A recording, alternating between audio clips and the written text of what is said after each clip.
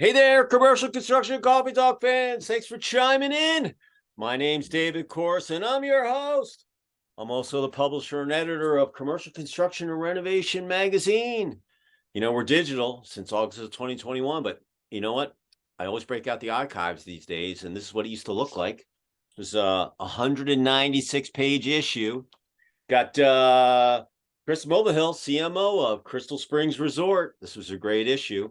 And you know, like I said on all these episodes, I always like looking at the magazine, you know, but oh, here, you know what? Look, I'm in Philadelphia, right next to the Rocky photo. Way back then, we had a reception in Philly that night, and just came back from New York. I was in New York last night. We had about 100 people up on the 18th floor of Chimenti Construction's rooftop in Manhattan at 51st and Lex. Not a cloud in the sky, beautiful. And just it was really good to see people that I haven't seen in a while. You know, this year is like my first year back on the road, and it was just really good to see some people, you know, and the weather cooperated. You know, it's funny. The weatherman has the best job in the world. It's either going to rain or it's not. It's going to be cloudy or not. So last week we looked at the weather and it said it was going to be 60 degrees and cloudy. Yesterday it was 75 and not a cloud in the sky. So I said, look, don't even look at the weather until the night before, because you know you just can't plan that stuff, and you can't control it. So, but anyway, to everybody that attended the event last night in the Big Apple, thank you so much. It was awesome, and I'm going to run all those pictures. I know I posted a video. I got on the plane at 9:30 from LaGuardia to fly back to Atlanta, and by the time I landed, there's already like almost 700 people looked at the thing in 2 hours.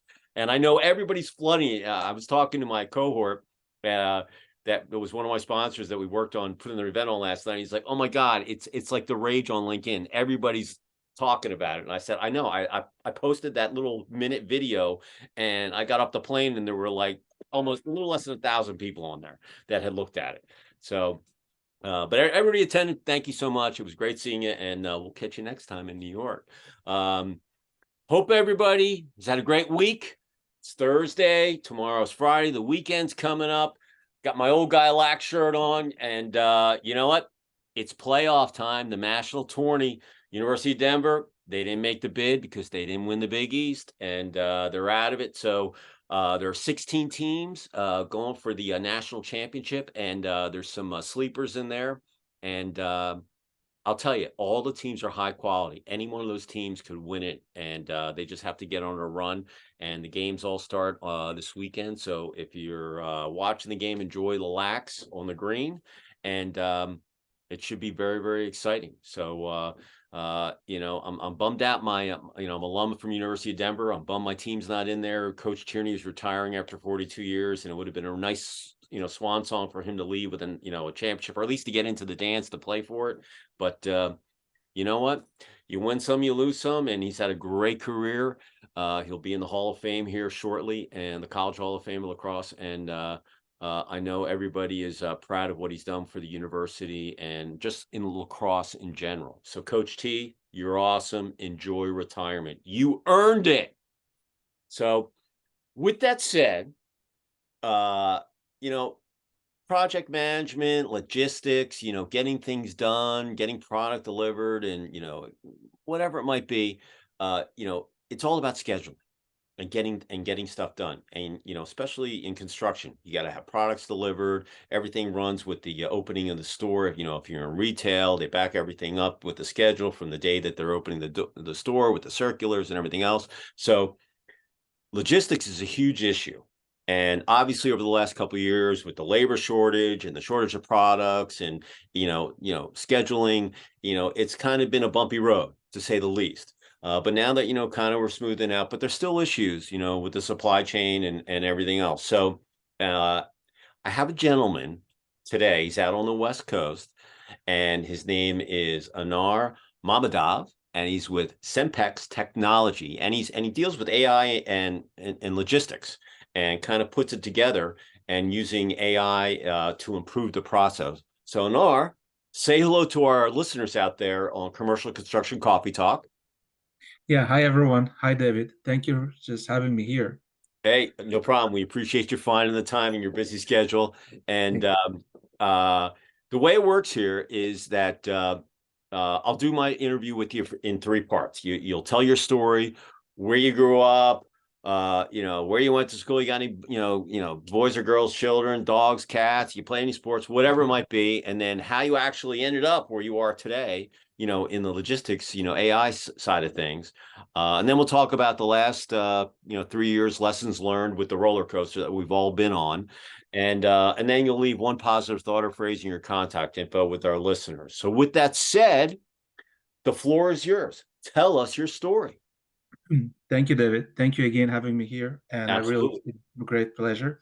So let me, it's just kind of funny the way starting. So I grew up actually in this small country called Azerbaijan. Maybe, I don't know, you heard about this country or no? Azerbaijan. Azerbaijan. Yes. Azerbaijan is like we're Turkish speaking countries, but we have been part of the Soviet Union time. So basically, we're Turks, but I grew up in the Soviet Union time. So actually, when I've been like in the schools, I remember the Lenin's probably. Have you been in the Soviet? I know at that time there's some USA and the Soviet Union has some kind of small, maybe like Cold War or whatever. But yeah, so it was. I grew up in this small country called Azerbaijan, and my background are mainly mathematician. I'm an actual software architect by nature, but at that time, I remember like we are comparing with, let's say, American education system. We had a bit kind of more advanced from childhood to more education, deep education. But when we go to level of like master's degree and bachelor degrees, so he's definitely is much more better. But when you as a child, when you're getting the education, is they're giving too much at the beginning. But overall, that experience like having different cultures and education systems, because I went to Russian, not Russian, like Soviet Union education system. Then we went to the Turkish education system, and then I just started here in the East Coast as well. And then basically, in very brief, I'm actually a technical founder of the company, which is called Senpex. Before that, I worked for the big companies, like I worked for the Microsoft, a couple of telecom company, and mainly like software companies.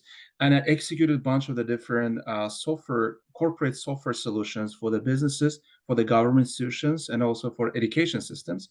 And then I've seen that I had everything there. I understood like I'm working well, everything great. I have cars, I have a house, etc. But I'm just working, making someone else pocket rich, right? So basically, I decided to establish my own business, and basically, I lived in the East Coast West and DC area in Virginia, and then I moved to Silicon Valley, so California, San Francisco, to establish my own business. That's how is actually everything started, because I And was what year was that? When did you start your business? What year?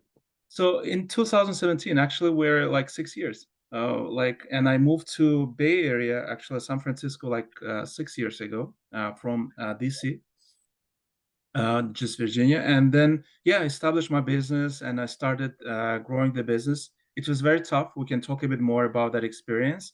It was definitely not as easy. Comparing with the rates, comparing with the, whatever you're establishing from the scratch, it's very tough. And specifically, it's very tough if you're combining technology and also business all together, getting the customers' feedbacks, understanding what their needs are, and if there's a technology behind of that, it's too tough to make those integration. There's a lot of processes that happen, but overall, I'm happy. At least I will tell, like, I'm happy on the way of like I had some value which I brought, and it's really great that I had a bunch of the different big brands, big clients, which is using our service, our technology, and overall that experience is very great and great feelings. Like beside the money, so whatever you created, and when you see those people are using what you created, so there's really excitement that you're getting out of that. Well, that's all about me. I can go to either like to the company or go through your questions, but that's very brief about myself. Again, I'm very advanced. I'm actually a professional chess player as well. I have some Oh, degrees wow. at that level, and then yeah. So I have a couple of the hobbies, but mainly my hobby is growing first one son, and also the small baby. The company that I have is my second son as well, considering that it's really baby, because that's very important, because you start, you care, you're growing, and now there's a lot of different problems, it's issues that you have to solve. So it's kind of also like second baby that I have. So trying to do my best to grow the business. Yeah. You and I have the same thinking. I was with Nielsen. They bought our publishing firm. We had 10 magazines and 8 trade shows Okay. back in 99. And that year, my son was born, and I also launched my construction magazine. And that honeymoon lasted for about 18 months. And right after 9/11, they shut down about 100 not 100, probably about 30 or 40 magazines out of the 100 magazine portfolio. And I was a dual publisher. They shut down my construction magazine, and it really soured me on corporate America. Nothing against it, but it just did for me, because my magazine was kind of like my second child, and no one was standing up for it. And the bean counters, up in New York, they were like, and I was like, look, you guys, there was a line item on my budget sheet that was for a consultant, and they had 100 magazine. This guy was making, I don't know, $5,000 for me or whatever it was. But do the math. I'm like, I want that guy's job. That person never even talked to me about, any of this stuff. So I offered to buy the magazine. I said I was going on the road. They thought I was bluffing. And I came back. I said, are you going to sell me the magazine? They said, no. I said, see you later. I resigned December 17th, 2001. And everybody told me, my mother, my parents, my grandma, I mean, don't do it. Don't do it. You've got, don't be an entrepreneur. You've got an expense account, 401k, blah, blah, blah. They were like, you could retire here. We love you. I said, nope, I'm sticking up for my kid, my magazine. And I rolled the dice. In 2 months, I had Home Depot director of construction on my cover when they were rolling out about 140 stores a year, in the beginning, of the heyday. And, and here I am today, 22, 23 years later. I'm still standing. And I've gone through all the pits and valleys, especially over the last 3 years. I went from print to, digital, and made the transformation. But, there's nothing like being your own boss. And people. But how's your feelings? Like, you feel great, probably, right? Because you did something. Yeah. You know what? I always say, people, I'm in construction, so I built this. I build one every month, and I just don't use 2x4s or concrete or whatever. I use editorial. I used to use ink and paper and, postage, now I'm, digitally, but it, it was, when you become an entrepreneur, 9 out of 10 businesses don't make it, especially in the first year. So it was very scary. And but I'm an athlete. Listen, I'm a sports guy. I played hockey, I played lacrosse, I'm a first-degree black belt, I'm a coach. So losing is not in my DNA. However, if you don't lose, you will not learn, because just like to be a black belt, you never ever stop learning. So now I'm going for my second-degree black belt. And the same thing with sports. Being undefeated is great, but personally, I'd rather lose a couple games, because you learn from your losses, and you might have to play that team several times, and maybe the next time you'll have a better plan. And you also have to be very flexible, but staying positive is the most important thing. Mindset. Exactly. Don't surround yourself with negative people, the poo-pooers and the doggy downers. Just go for it. And every day is going to be different. And but being an entrepreneur, listen, you're the captain, you go down with the ship. So my job was to keep the ship above water, and make sure people get paid and put out a first-class product, but always trying to improve and try new things. And like I said, here I am hanging out. And there were people last night at my reception that like my back cover. They hosted my party at their headquarters in New York. He's been on my back cover for 24 years. Wow. And well, David, I will tell you something, right? Like, business owners, to be like, probably will understand other people's as well, but to be the business owner is not easy. Like, not everyone can do it. And a couple of things, as you already mentioned, like, it takes at least 2-3 years. Like, 1 or 2 years is struggle, 100%. Like, it takes a lot of consideration. It takes a lot of risks. Like, before the COVID, whatever, like, situation, issues happening. Now is recession happened. So, as you already stated as well, is much more important. Like, the mindset is important, the positivity is important. That's very important, and the right approach, and consideration, and do only one thing. I've seen a lot of friends, they're doing like whatever startups they're doing, and same time working for the Oracle, for the Microsoft, whatever the different companies they're working for. But the results, what they're achieving, is not the same if you're concentrating one thing and doing one thing and growing that thing. So yeah, but you're right. Sorry, I interrupted you here. No. Hey, it. I'll tell you, I didn't take a paycheck for almost 8 months when I started. I was, living on savings. I was lucky. My wife was, killing it, during the refi at that time. And, but look, I did it right after 9/11. What a terrible time to exactly. start a firm. And, but like I said, I actually told my previous employer, I said, look, that magazine's my kid. You guys are, beating on my kid. Someone's got to stand up for it. And that was my thinking about it. I just was like, I was like a parent, and like I said, I built that or started that the year my son was born. And, and I have no inklings of going to work for someone else right now. I would never do it. I don't think I could. My mindset's completely different. But being an entrepreneur is not for everybody. And some people need a structured place. They don't want to deal with all this stuff and everything else. But I knew that I had the right model for my company. I knew, coming from several different companies in the publishing industry, that the way I wanted to run my company and treat my employees, and now I've worked with basically everybody's a contractor with me. They were virtual. I don't have an office anymore. And all the stuff. I mean, but I've learned a lot. And plus you are adapting the situation. That's also very important. So adaptation to this existing or new situation is very important, or changes is important. Like, yeah, you're right. Yeah. Well, listen, when the shutdown happened, I had just had my 10th anniversary event. I had the most people I'd ever attended. I had just put my issue out. I had my first cocktail party of the year, and everything got shut down. We'll talk about this, in our next session. But the way I look at it, looking back, those couple of months of March, April, May of 2020 were probably the most exciting times of my life. I didn't get much sleep. There was, making the decision to go completely digital and get rid of the print, and making that transition over. And it's very dicey. I would get up in the middle of the night. My wife's like, "Where are you going?" I'm like, "I gotta think. I gotta think. You can't think up here." No, I go out, the porch or whatever. And because you live and die by your decisions when you're the boss, or you're the owner, or you're the captain of the ship. And the last thing you want to do is, if it's not broken, don't fix it. But I was kind of forced into it. And the same thing when I became an entrepreneur.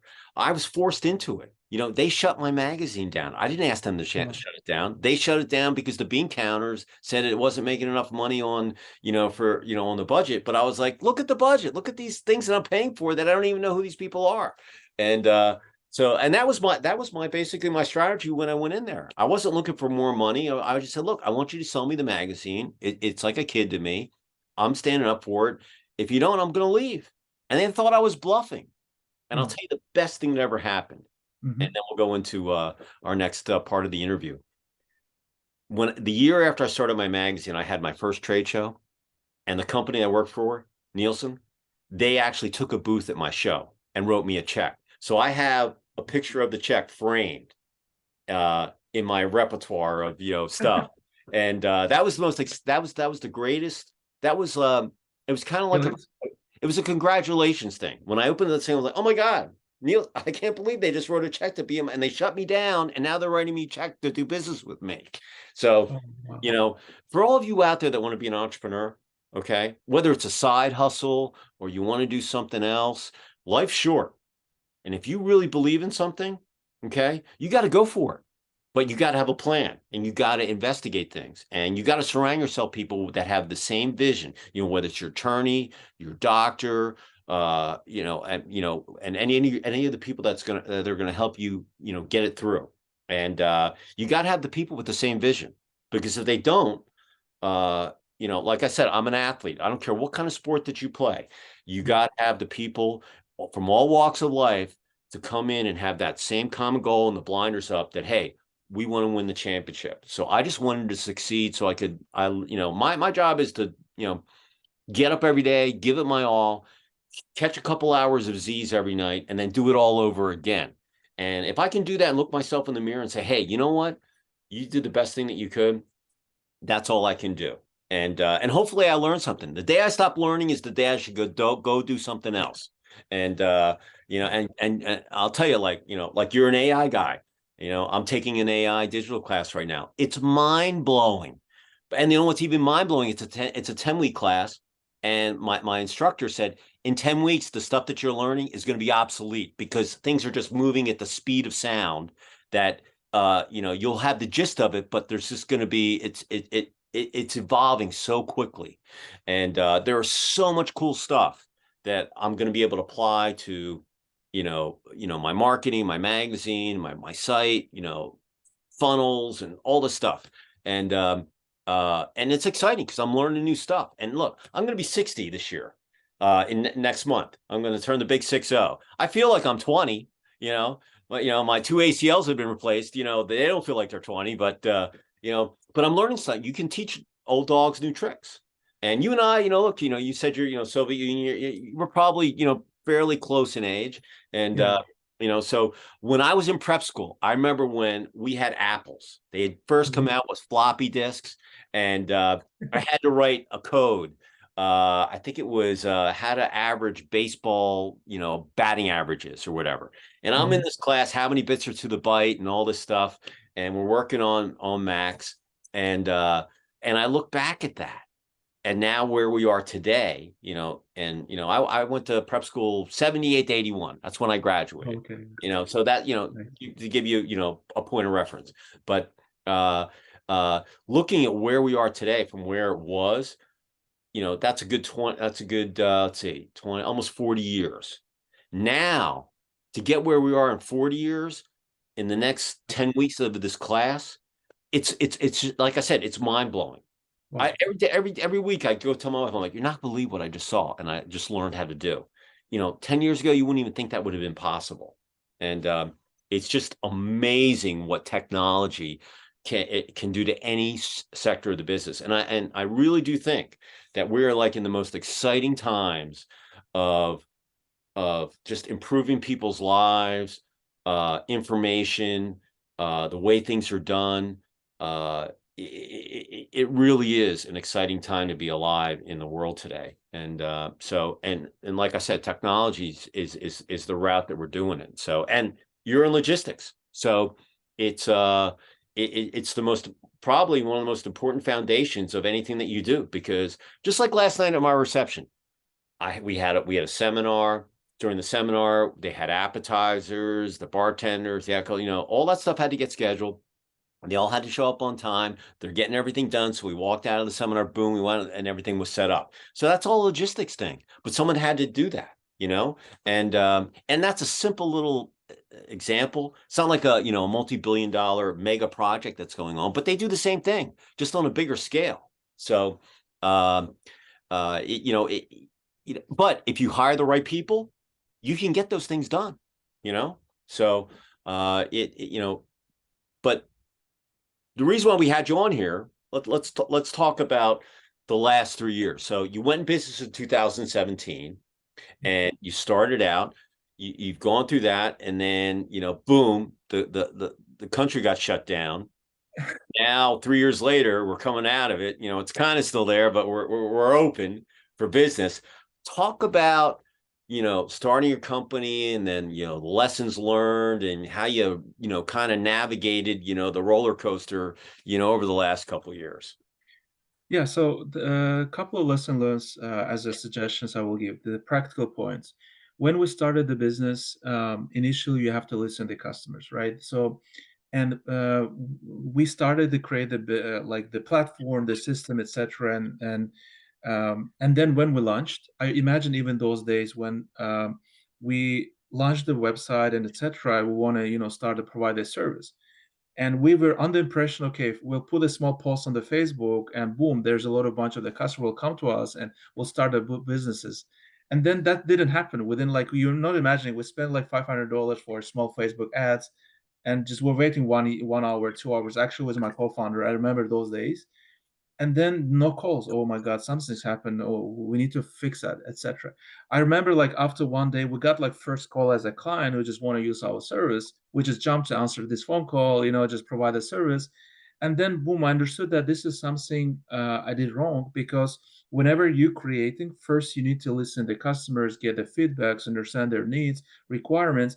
And the second, we were under the impression that, okay, if you're building any new startup or new business or innovative technology, it's better not to even before I was an impression you need to just share with the people, but it's wrong.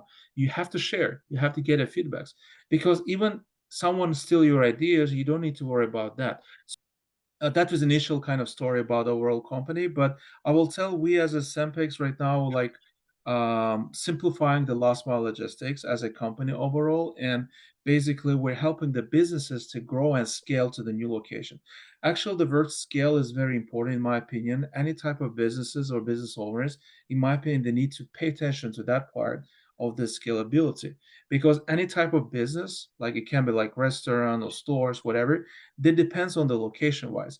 But if you're building the repetitive business, which is there's no depends on the, let's say, the location wise, in that case you can scale. So right now our company is operating in, actually it's yesterday's information, 37 states. I was very shocked and surprised. I was under the impression that we're in 17 states. Even in our website is actually 17 states as mentioned there. But we got a data, and I've seen that we're serving more than like 635 cities and is 31 states. We started this, and then based on that, we start doing the pivoting. So basically, we're listening to clients, looking what they're looking for, and adjusting our technology according to those needs. Coming back to the questions about like the challenges. So yeah, we start building the product based on the customer needs. The way and approach how we're doing it, we're doing research and development mainly like 6 months.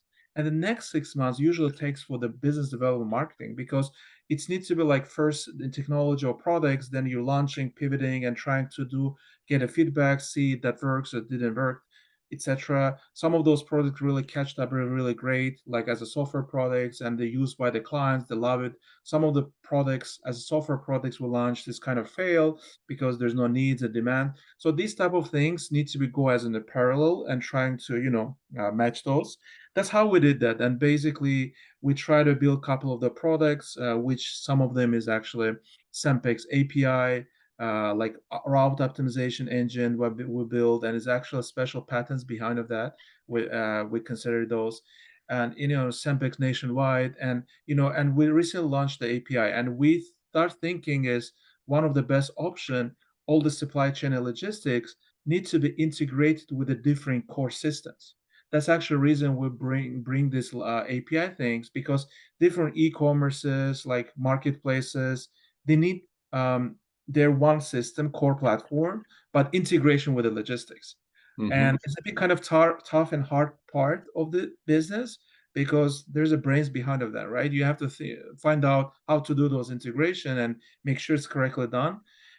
Well, yeah, that's overall the story. Like we're right now in as Oda mentioned, in the multiple states, big brands utilize our technology, even very big brands who's like in the top names in those multiple states, and we're growing, doing our best as a company. The in a nutshell, though, the software that you're creating, the platforms that you're integrating with the API and so forth, if you're a retailer, like a retailer, big box retailer, whatever, whichever category they might be in, you're going to help them get their supply chain for whether they're building a construction project or if their stores are open, getting the products in there, if they're going to have the President's Day sale or whatever. That's what your software or your technology does, using AI as an implementer to improve it. Am I correct on that assumption? Correct. So mainly our verticals, we use our the retailers like restaurants, construction companies. We have a bunch of actually different construction companies, which is construction stores. They utilize our technology. But exactly, we are creating a special smart all-in-one dashboard where all those retail businesses can go ahead and schedule the routes. there's a bunch of optimization options is available, like optimizing the routes, optimizing the timing of the proper those deliveries to be delivered on time. Even literally, like we are probably you didn't pay attention, but like during the rush hours when you're ordering the food from the restaurants, you're not imagining within that time period, like within a 2 hours time windows, those restaurants are like they're receiving like multiple like requests as well. So optimize them and make sure like food delivered on time is very tough and important, challenging for the restaurants. That's actually all the solutions we're building for them to make sure like, so we had like say one customer who just have like 2,000 Mexican burritos need to be delivered within a 2 hours time window. So you're not imagining like within 2 hours, the restaurant is getting like 2,000 requests from the different clients, and each of them they need just the burritos as soon as possible, right? So in that case, this is the challenge problems that most of the restaurant retail businesses are facing, and because of that, it needs to be proper optimized. So that's actually where we build a solution to optimize their like logistic part and to make those deliveries on time. How do you incorporate AI? Because AI, ChatGPT, it's the rage, and a lot of people kind of understand it and whatever. And listen, I thought I knew what it was, but I'm taking a class now, and believe me, there's a lot that goes into it. But Okay. how do you how do you use AI to, and for those of you who are out there, listen, AI learns from how you use it. So the more that you use AI, it learns how you do your business. And um, that's the most amazing thing. Whether you're creating content or you're creating, delivery schedules and so forth, instead of being able to take hours to figure out, it figures it out like that and gives you options, and then you can kind of tailor it. If you haven't checked out ChatGPT or any of the AI platforms that are out there, because they just came out basically, at the end of last year, they launched the chat thing, and uh, uh, it's kind of like a professor, a professor, but it's intellectually on the web. And talk about that component of how you use AI to improve, the logistics and your software platform. So first of all, before going to that question, I will tell you a couple of interesting things. So right now, people actually use AI before as well. Before this ChatGPT, um, most of the AI tools has been implemented for the businesses like B2B sector, right? And all those AI tools was available, but kind of privately closed. And this is the new challenges like ChatGPT launched for B2C clients, which everyone can use it and see the real value of this AI, right? So we had actually AI like 4 or 5 years ago. We started implementing those AIs, and how we did that. So definitely for optimization part, because of like machine learning and AI is very needed for proper route optimization engine. That's what we build it based on the AI. So our system, let's say you upload easily like 1,000 stops automatically. So our AI optimization tool divide between like 25,000 with the proper optimizing of the route. So let's say divide driver A, B, C, and then whatever routes the driver A has, they gave the best efficient routes that need to be delivered, for example, right? This is the one option that where we implement customization machine learning algorithms to make sure it's properly optimized and implemented like AI tools there. The second, we implemented for the voice options. Like we have an option like the customers can easily through AI request the deliveries, and based on whatever voice we're receiving, we can clean up, convert it to the text, clean up not needed information, and just schedule the routes, right?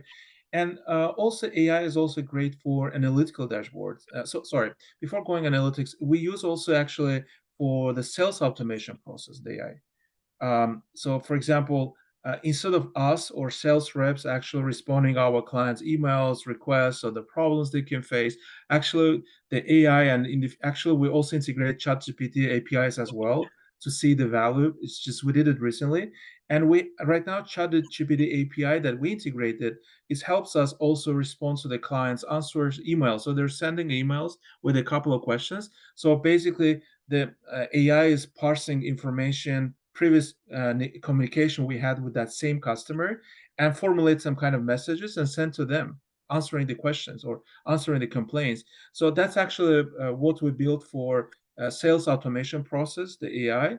And the last piece is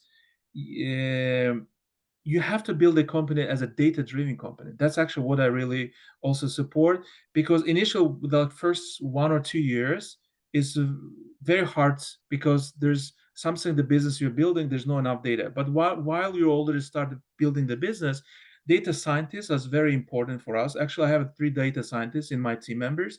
So basically their goal are building analytical dashboards and see projections, see like a sales target, see performance metrics, how well our drivers did on the jobs, how efficient they did it, who is the best driver, who is the bad drivers, and all that. So all those analytical dashboards, we also implemented AI for giving this automation of those analytical dashboard for our company.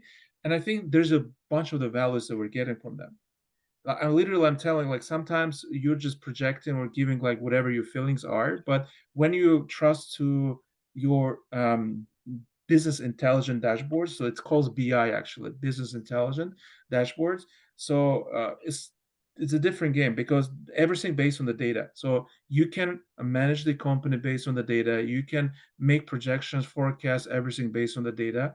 And that's why we implement also AI right now and trying to grow the business. You know, But as there's a lot of, yeah.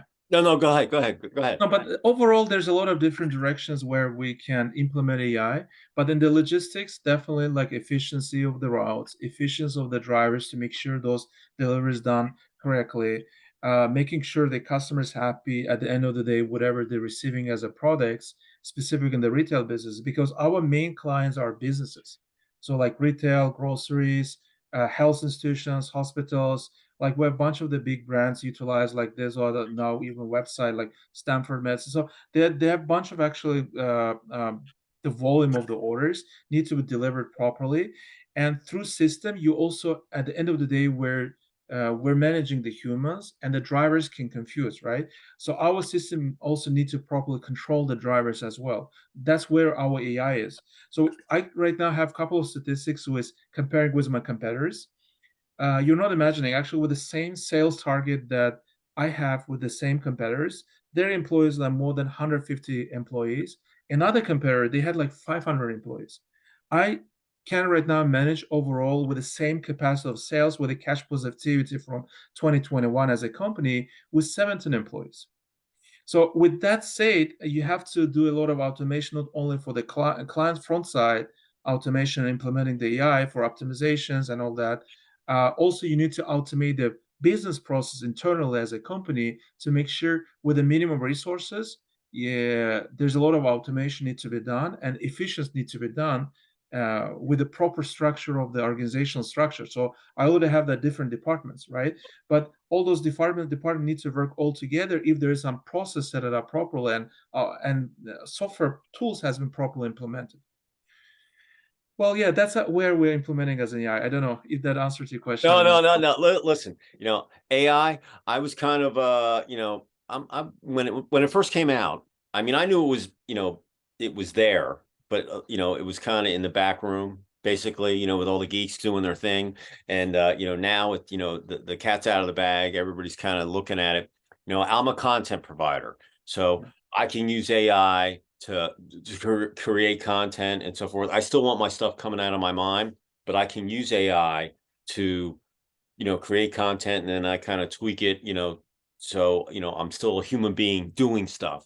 But I'll give you an example. Like right now, I'm learning how to clone my voice. So all of you out there, soon you're going to see this up on my site. I'm kind of giving you a little sneak peek, but if you want to read my publisher's page, you can read it, or you're going to be able to click on my little button there, and it'll have my voice, and it'll read it.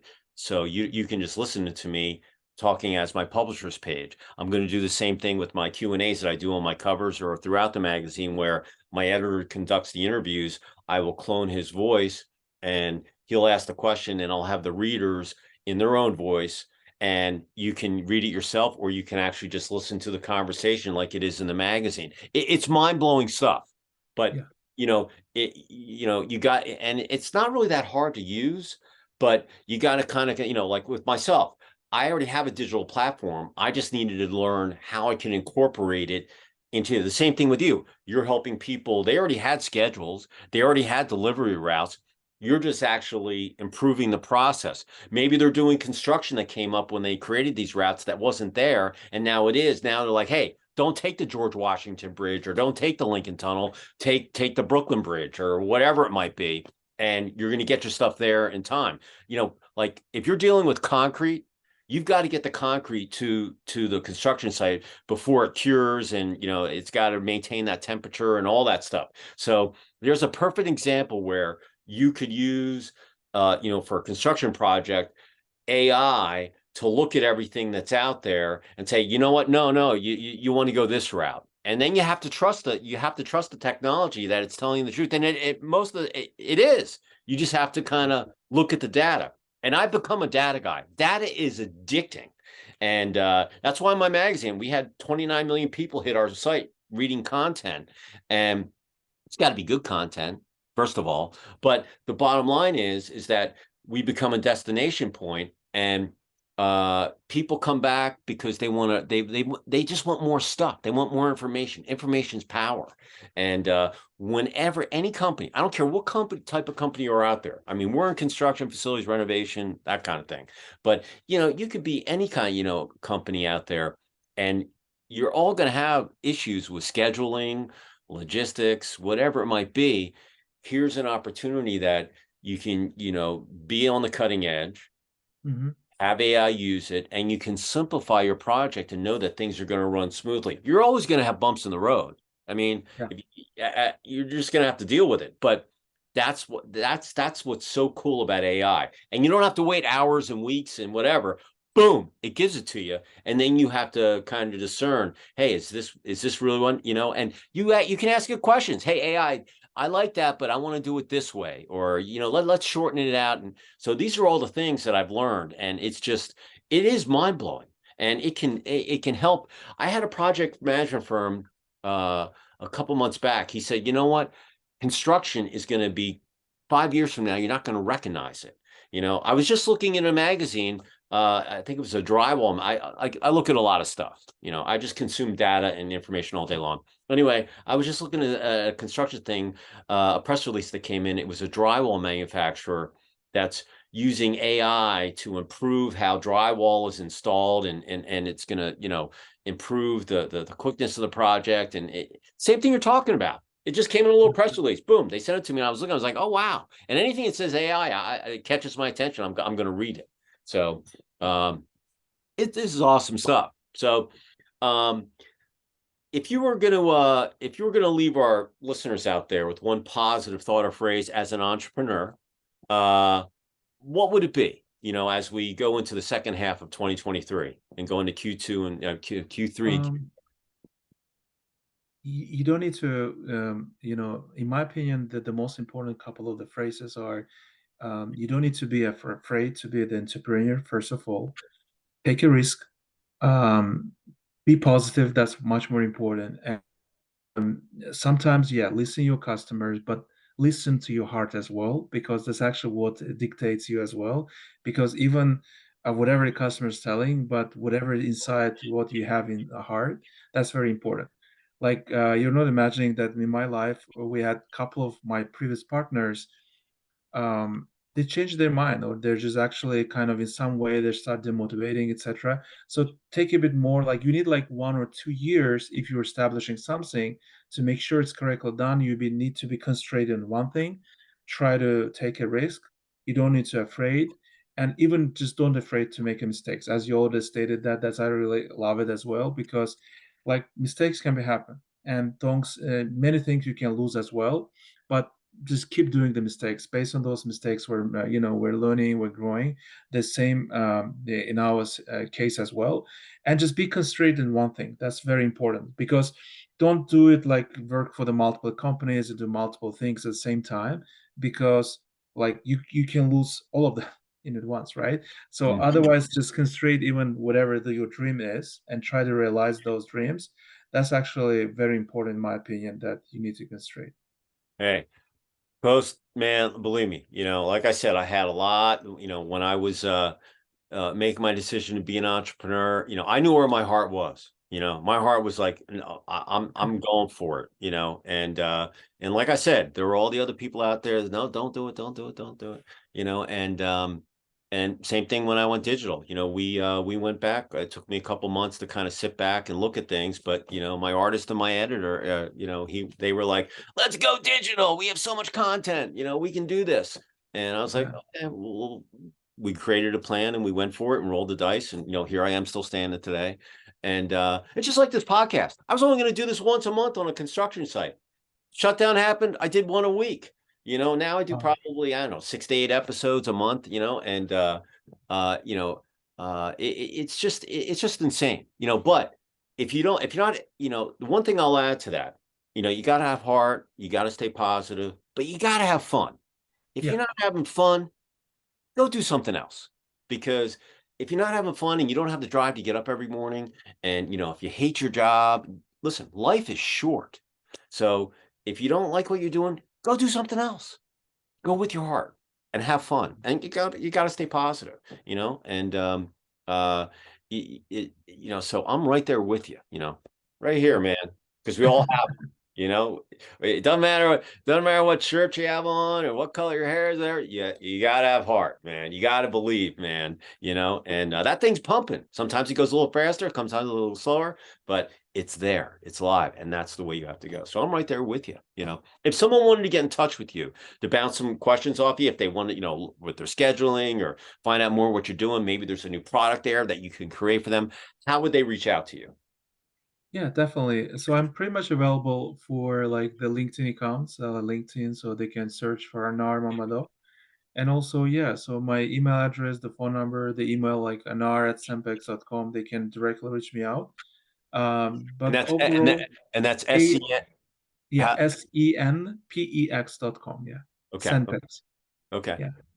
So ANAR at senpex.com, SEN as in Nancy, PEX.com. Okay. So if you're out there, commercial construction coffee talk listeners out there, if you want to touch base and you're looking for help with your logistics or scheduling or whatever it might be, or if you just want to talk AI with Anar, he's there for you. Find him on LinkedIn, shoot him an email, go to his website and send him a note. You got ample opportunity. Go to AI and say, hey, how do I get in touch with this guy? It'll tell you. Unbelievable. So if anybody wants to get in touch with me, I'm at David C at ccr-mag.com. Listen, we hit 29 million people last year. All of you out there that helped us get to that benchmark, unbelievable. Thank you so much. We're trying to get over 30 million this year. I just went over 3.5 million people last month. First time. I went over in November of 2022, the end of last year, I went over 3 million for the first time. Wow. For a month, people hitting the website. Not including all the unique user, just and that's data. So I'm using data. I don't create it. I just look at it and read it. So now we just went over 3.5 million people. Normally that would be at the end of the year for a month. Here it was for the month of April. I was freaking out. And so thank you so much to all of you out there that are hitting it. But the biggest thing is we're a destination site.